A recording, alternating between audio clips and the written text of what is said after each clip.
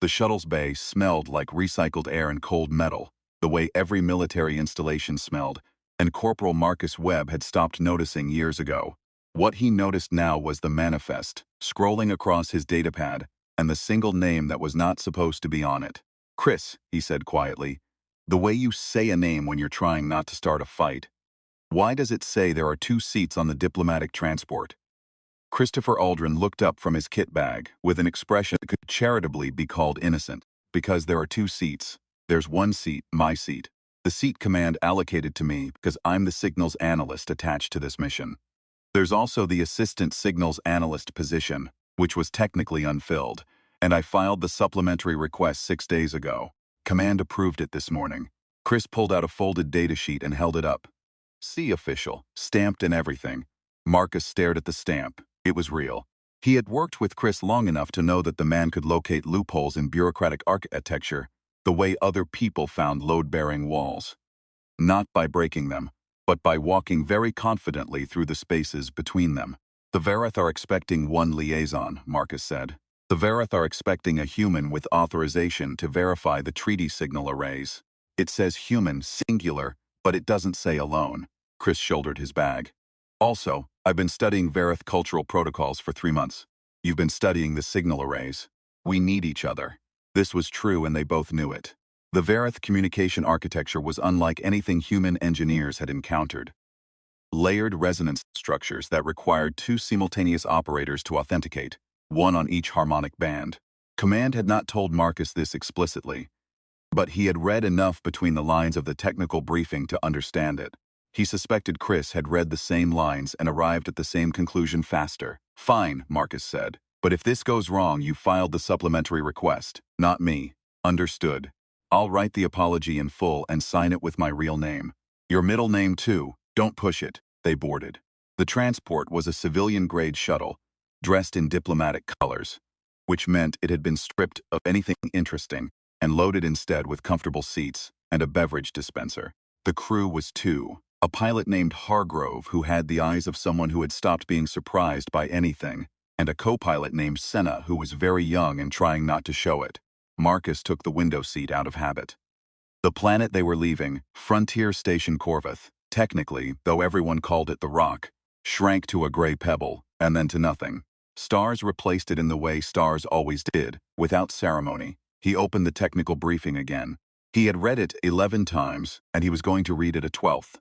Because the signal arrays were the thing that mattered, and the briefing was incomplete in a way that bothered him.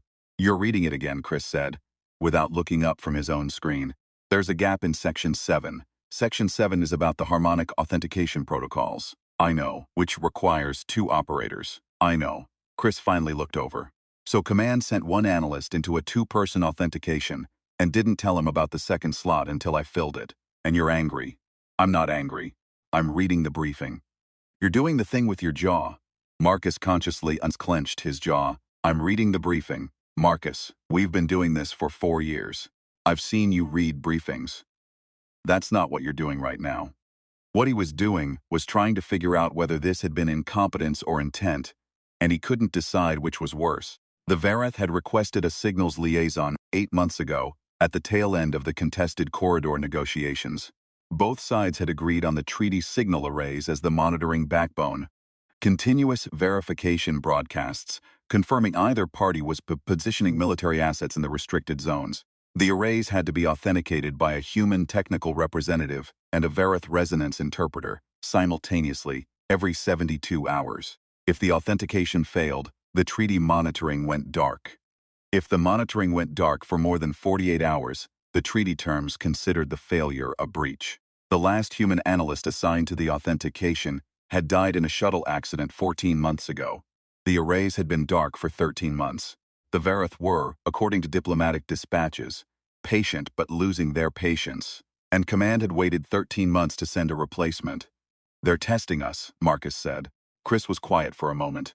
"Yeah, I think so. The Verith. Or Command, maybe both." Chris folded his datasheet and put it away. "The Verith consider patience an active virtue.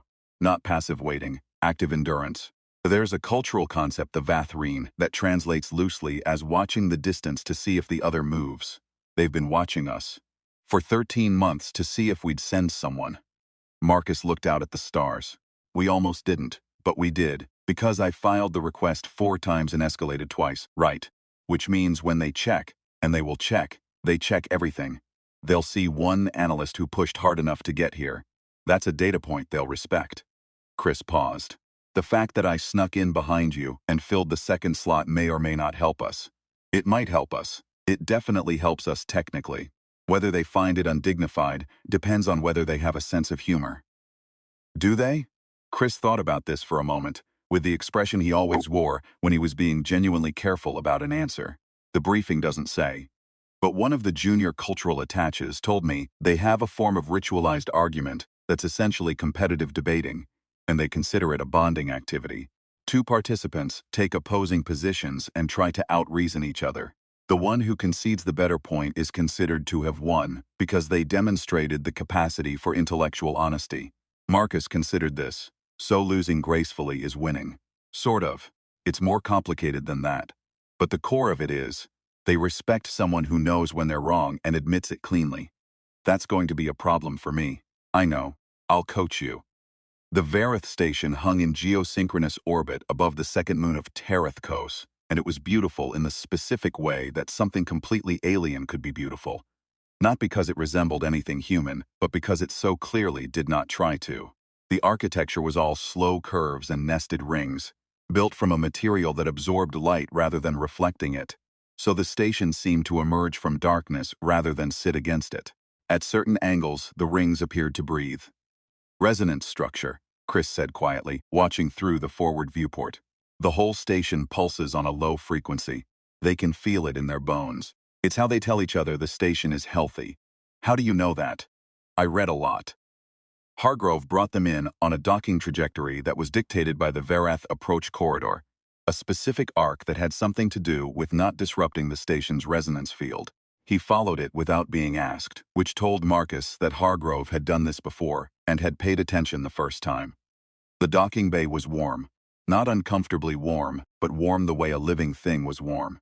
The gravity was slightly lower than standard, which Marcus felt as a faint buoyancy in his steps, a sense that each footfall required more thought than usual. The Vareth who met them were 3. The lead figure was tall. They were all tall, nearly 2.5 meters, with limbs structured for a planet with less gravity than Earth, elongated and deliberate in their movement. Their faces were what humans tended to struggle with. Not unreadable exactly, but reading them required learning a different vocabulary. The brow ridge communicated where a human's mouth would. The hands were expressive in ways the face was not. The lead figure held its hands at a specific angle that Marcus noticed, mirrored immediately. A greeting posture. They're showing hands open, Chris murmured, barely moving his lips. Open palms facing up means they come without concealment. Do the same. Marcus turned his hands up. The lead Vareth made a sound that was not quite speech. A harmonic hum in 2 simultaneous registers that the translator in Marcus's ear took a full 3 seconds to render. When it did, the translation read, "You have arrived." "We note you are 2, Chris answered in standard slowly enough for the translator to keep pace. "We are 2. The technical requirements of the authentication protocol require 2 operators. We came prepared." The Vareth's brow ridge shifted. "We anticipated 1. 1 was insufficient. We corrected the error." A long pause. The other 2 Vareth were perfectly still in the way that Marcus was learning meant attention, not discomfort. He stood still too, mostly because he didn't know what else to do. The lead Vareth's hands changed position, correcting one's own errors before being instructed to do so. "This is," the translator hesitated, "a posture we respect. We were told," Chris said carefully, "that you have been patient. We have been watching the distance, we know. We're sorry it took us so long to move." The hands shifted again. Something in the quality of the stillness around them changed. Not relaxed, exactly, but oriented differently, the way a room changes when a decision has been made in it. The lead Vareth turned and moved toward the interior of the station. "Come ticket," said. There is much to do. The authentication console was in a room the Vareth called the listening chamber, which was accurate in ways Marcus appreciated. The signal arrays orbited 3 separate points in the contested corridor, and the authentication process required simultaneous inputs on 2 harmonic bands. A primary carrier signal, managed through the console's technical interface, and a secondary resonance confirmation that the Verath operator provided through a different method entirely, something that involved the vibration-sensing organs along their forearms. What this meant in practice was that Marcus ran the technical side and the Verath resonance interpreter, a younger individual named something unpronounceable that the translator rendered as a sustained tone, which Marcus privately started calling tone, ran the harmonic side, and Chris sat between them translating not language but intention. This was, Marcus realized, exactly what Chris was for. Array 1 is reading nominal, Marcus said, watching the signal cascade across his screen. The display was human-built, imported hardware, the one piece of familiar technology in the room. Everything else, the walls, the ambient lighting, the vibration that lived just below his hearing, was Verath. Confirm secondary band. Chris relayed this to Tone in the careful, slightly formal standard that the translator handled best. Tone pressed both forearms against the console's secondary surface and hummed, a sound that made the bones in Marcus' wrists ache pleasantly, and the authentication column on his screen ticked one step forward. Array 2, Marcus said. They worked through it methodically. Array 2 was nominal. Array 3 showed a drift in the fourth harmonic that made Tone produce a different quality of hum, sharper lower, and the brow ridge of the lead Verath, who was observing from across the room, shifted in a way Chris said quietly meant concern. Can we correct for the drift? Chris asked Marcus. I can send a recalibration pulse, but I need about 6 minutes, and I need Tone to hold the secondary band steady while I do it. Chris turned and explained this to Tone and to the lead Verath. There was a conversation between them that the translator couldn't fully keep up with, too fast, too layered, and Marcus waited, watching the drift value tick very slowly upward on his screen. Finally, they said yes, Tone will hold. Tell Tone I'll signal when I'm ready to start. The recalibration was painstaking. Marcus had done similar work on human arrays, and the principles were the same, but the tolerances were different. Tighter, more interdependent. A system built by a species that had never had the option of brute-forcing technical problems. He worked carefully, checking twice before each input, and he was aware the entire time of Tone's sustained hum in the background, steady and patient. At the 4-minute mark he made a small error, input the phase correction at the wrong magnitude, caught it immediately, backed it out. He said, out loud, I miscalculated. Let me fix it.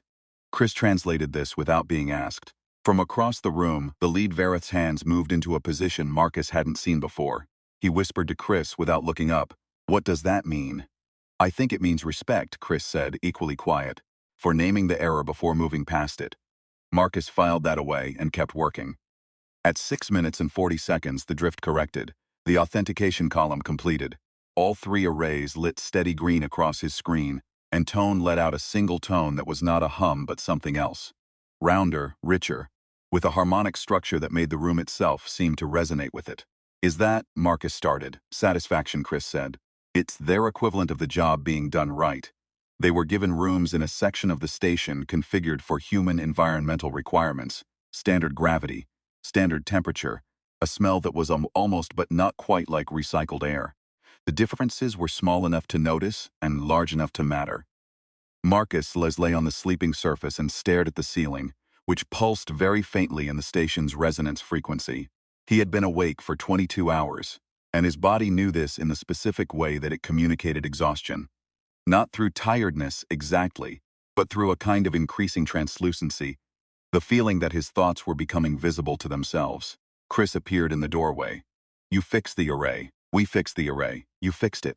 I translated and provided commentary. Chris sat on the floor against the wall, which was something he did when he was thinking carefully. Tone told me something, after you left the listening chamber. What?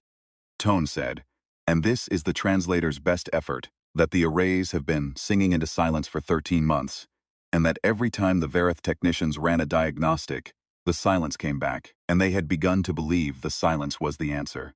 That humans had decided the treaty was not worth the effort of maintenance. Marcus was quiet for a moment.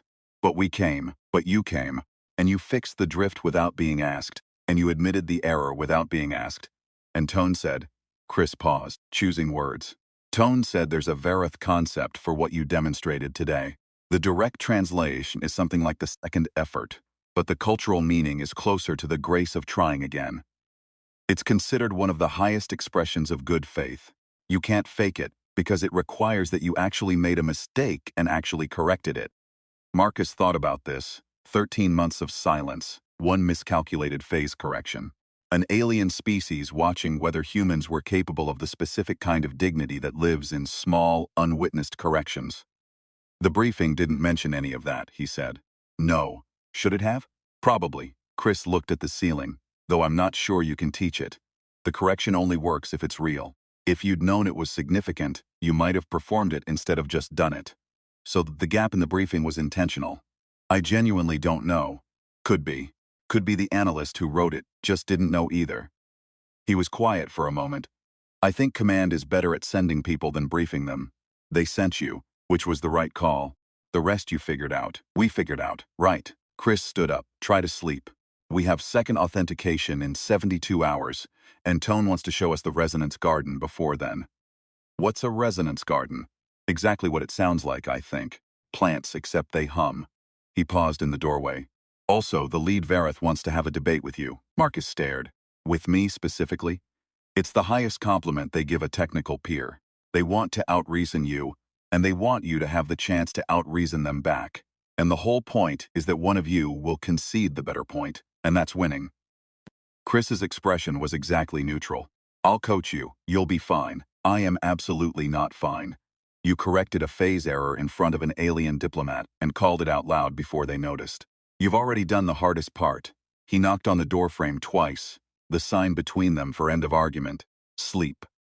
The resonance garden was on the station's outer ring behind a wall of transparent material that was not glass but functioned like it. A view of stars, and below the slow curve of the moon. The plants were not plants exactly, more like structures that had grown from the station's own material over years, developing the slow complexity of living things. They hummed. Not loudly, not intrusively, but if you stood in the garden and breathed slowly, you could feel the frequency in your chest. Tone stood at the garden's center and hummed in counterpoint to the plants, a conversation in frequencies. Marcus stood at the edge and watched and did not speak. Because Chris had told him that in the resonance garden, silence was attentiveness. After a while, turned and held its forearms out at the angle Marcus had learned meant an invitation. It's asking if you want to try, Chris said from just behind him. Try what? Just stand near the plants and breathe. The frequency is in your range. Your chest cavity will do the rest. Marcus stepped forward. He stood near the nearest structure, close enough to feel the warmth of it. They were warm, slightly, like something alive, and he breathed. He felt nothing for a moment, and then felt something he couldn't name. A vibration that was more like an awareness than a sound, a sense of being legible to the room. Tone hummed. The garden hummed back, and in the space between them, Marcus heard, felt, something that his translator rendered helplessly as no equivalent. What was that? He asked quietly. The garden answering you, Chris said. Or you answering the garden. I'm not sure there's a distinction. The debate happened on the third day, in a room that smelled of something aromatic and unfamiliar, with the lead Vareth on one side of a low table, and Marcus on the other, and Chris sitting to the side in the declared position of neither, which the Vareth ritual required. The topic was proposed by the lead Vareth and translated slowly. Whether the act of repair is more significant than the act of original construction, Marcus considered this. He thought about the authentication console. He thought about 13 months of silence and one phase correction. He thought about two geeks from a military backwater who had filled out supplementary request forms and escalated twice and shown up prepared for a job that no one had made easy for them. I'll argue that repair is more significant, he said, and was surprised to find that he meant it. The debate lasted an hour and a half. Marcus conceded 3 points. The lead Vareth conceded 2. At the end, the lead Vareth's hands moved into the position Chris had described as respect, and held there longer than before. The translator rendered the closing statement as, "You have not convinced me, you have shown me where my argument bends." This is the better gift. Marcus sat with that for a moment. Then he said, likewise. The lead Vareth's brow ridge shifted in the way Chris had said was the Vareth equivalent of a smile. On the morning of departure, Tone met them in the docking bay, and held out one forearm, palm up, which Marcus had by now learned, was the gesture of offering something. On the forearm rested a small object, resonance material, shaped into a curve that was slightly asymmetrical, the asymmetry clearly deliberate. Chris translated Tone's explanation in real time. The asymmetry represents the corrected error. The material holds the frequency of the authentication completion. It's, he paused, a record of the work done right after it went wrong. Marcus took it. It was warm, and it hummed very faintly in his palm, and the hum was the same frequency as the resonance garden, and the garden's frequency was the same as the station's, and the station's frequency was, he understood, suddenly, the same as tones. He was holding a piece of the station's voice. "Thank you," he said, and then added, because the translator could handle the words if not the meaning. "I didn't come here knowing what I was doing. I came here because no one else came, and because the work needed to be done." "Yes, T," the translator returned. "That is what we saw." The shuttle lifted away from the station, and Marcus sat in the window seat again and watched the nested rings shrink and the darkness fill around them. Chris was already reading something. "The arrays will stay authenticated," Marcus said. "Not quite a question. 72-hour cycles. We set the recalibration parameters. The drift shouldn't recur, but if it does, we come back." Chris turned a page. "Or someone does. Someone who reads the briefing gap and understands what it means." Marcus held the resonance object and felt it hum in his closed hand. Through the viewport, the Verath station became a shape in darkness, and then a suggestion of a shape, and then nothing visible. Only the knowledge that it was there, listening, patient, watching the distance to see if the other moved. They had moved. That was the whole of it. It was, he decided, enough.